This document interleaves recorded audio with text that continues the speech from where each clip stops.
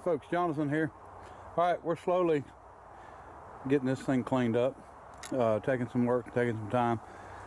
Dominic wasn't able to make it this week, and I've been busy, so anyway, okay, all kinds of stuff going on, especially here in North Carolina. The fuel issues and stuff. I haven't had any trouble because everything I'm running is diesel right now, so we haven't even driven or anything gas. So what a mess. Monday's a cruise in.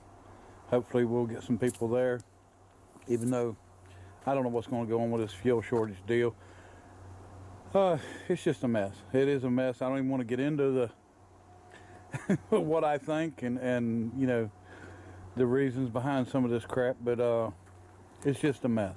So anyway, I'm plumb ashamed of some people around, you know, that you know, put gas in plastic bags and everything else. It's shameful, but we're gonna make it either way. It's not a big deal. You know, you can't let something like that you know, influence your life or get in your way, and that's why it becomes what it is, an emergency. And you know, the governor didn't help anything by making it a state of an emergency, because that just made everybody think it was that much worse than what it really was anyway. So anyway, point is, it's a mess. The whole world's a damn mess right now with everything, because you know, the price of lumber's up, the price of steel's up, and about I'm gonna say 8 months ago to a year ago, I started getting it in my head pretty hard that I wanted a sawmill. And I have done a lot of work on a circle mill, old double aught fricks and stuff. I've never messed with a band mill, but I was going to buy a band mill and buy a cheap one and do some work on it. But I put it off, and I actually even put one of the cheap Harbor Freight ones in a shopping cart on, you know, on their website, and then didn't go through with it. And I was contemplating on getting one. I just didn't do it. So, you know, time went by, and then the price of lumber started going up. And then I decided the other day, well, let me see what I can do about finding one. And unfortunately, I waited too long, because you can't get one now. Nobody's got one. I checked within 500 miles on Facebook Marketplace for a used mill, and I mean a circle mill or a band mill.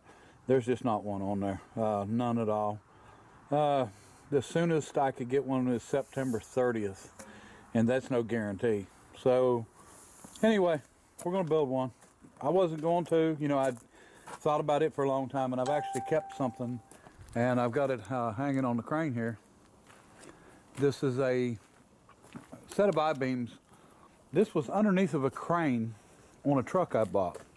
The truck was a low pro, so it set too low, and they needed to raise the height up for the crane, so they built this and put it on the frame, and then they put the crane on top of it.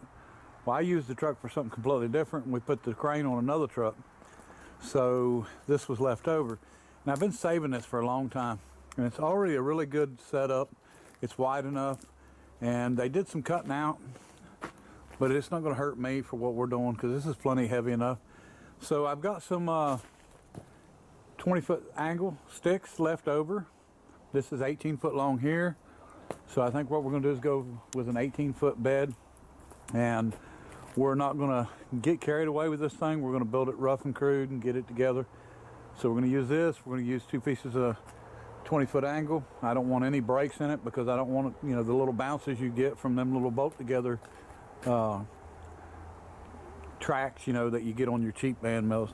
And the plans originally was to keep this, to put whatever cheap band mill I bought mounted on here, but we're going to go ahead and build it. And I've got most of the parts. I've kept a lot of stuff, and I'll show you what we're going to use for part of it. Okay, some of you may remember this steel that I got for straightening out a trailer, and we used a lot of this because my son actually put a trailer together, and we used some of this for the actual deck of the trailer. And so I think 4 pieces of it. We still got a bunch left. This framing behind it with the caster wheels on it, I think it's missing one caster. The frame is nice though.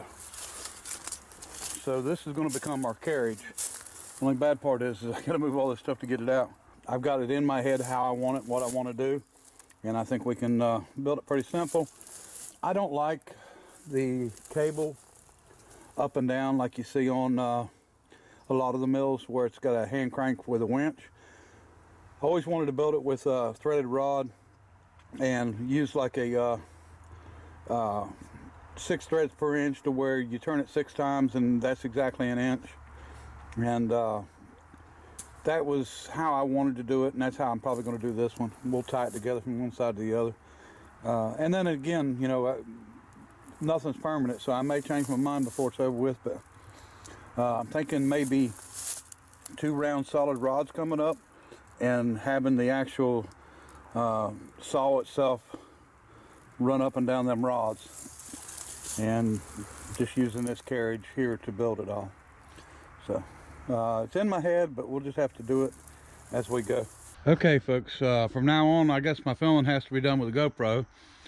I actually crushed my camera, and I don't mean hurt it a little bit, I mean I actually crushed it, and I dropped something on it. So anyway, I hadn't filmed everything I've been doing here, but I was charging this camera up, so I'm going to go back to, or go to using this camera for a while, and we'll see how that works out. So what we've got here, all right, 2012 I think, Nissan. I stole the front bearing and the axle shaft, and we're going to do some work with it. That's going to be our drive. And then I stole a back one, which is going to be our idler. And we've got one wheel here, and I've got one wheel coming, and that will drive our saw blade, which you see here. This is a blade I've had for a long time. I need to check to see the length of it, but make sure I can still get them. I was going to build a sawmill, I don't know, probably as long as 10 or 12 years ago or 15 years ago, and just didn't get started. I did find that blade there and saved it. But so what we've got and what we've got coming, I think we're going to use an engine, probably just a get one from Harbor Freight, one of the 13 horse engines, electric start. We're going to use that pulley and that pulley, and just because I've got them. That's the one that come off of the trencher that I made into a bulldozer for my grandson. Now it's got an old repair on it, but I don't think it's going to hurt a thing. And then we've got the double one here. This is the first one that I used that was too big. Made it run too fast, which is fine. But I am not going to run a clutch. I'm going to run an idler. So I'll make an idler or whatever for it to be able to kick the belt in. And let me see. Okay, ordered 4 cast iron wheels, 4-inch, with the V-track in them, or the V grooves for the angle iron. And I think I'm going to go ahead and power this thing. I don't think, it's like milling. You know, when you're doing some milling and you're trying to hand feed something, you don't get a good surface out of it. And I honestly think that the same way with this, that you'll get a better cut and a better surface if you have it power fed and it feeds the same rate. So I've actually got a variable gearbox DC, and I think that's what we're going to run. And what I've decided to do, I'm going to buy 100 foot of chain, which will be probably number 45 chain. I don't think 35 might do it, but anyway, the plan is to run bearings at the end of this and a shaft across. We're going to run the chain around the sprockets and back to the carriage on each end, and then on each end we'll have it adjustable where we can tighten the slack out of the chain and let the chain run around, and maybe we'll make a guard or something where it can lay in. But we're going to run a chain on each side, and we're going to run one rod across to drive it and the other rod on the other end, and I'll show you as I go. But we're going to power feed this thing, because I just think we can get a better surface, and less work, but you know, better surface is what we're shooting for. And we'll see how it all works out, but I just don't think it's the way that I'm going to build this thing. I don't think it's enough extra work that it would really matter about, you know, doing it. I would rather go ahead and do it and have it than not do it. So, and you know, it's not going to really cause any problems or be in our way, I don't think. I think, you know, we can work right with it, no problem. What we'll probably do away with this, make a piece that goes in and we can weld it. Now this is forged, and I know it's forged because they do it here in Sanford, and clean it all up and then run a plate on it, weld it or whatever, and run a shaft, just a regular, let's just say 1-inch keyed shaft, and that way we can run a block bearing on this end also. And because this is going to actually have this pulley on it, and we can easily get different size collars for this. I think it's got a 1-inch on it, believe it or not. But anyway, so that's what we're going to do, and then we'll start building our carriage. And like I said, the carriage that gets built out of this is the culprit that crushed my camera, but we got it around here. We're going to narrow it up. We're going to take 3 casters off of it, and we're going to cut this bottom section out and narrow the top. We're going to leave this up, and I think what I'm going to do is run off of here and run down some solid bar, and that's what we're going to run our carriage on, up and down on that solid bar, and because we want it good and straight and we want it even. So we'll figure all that out as we go. All right.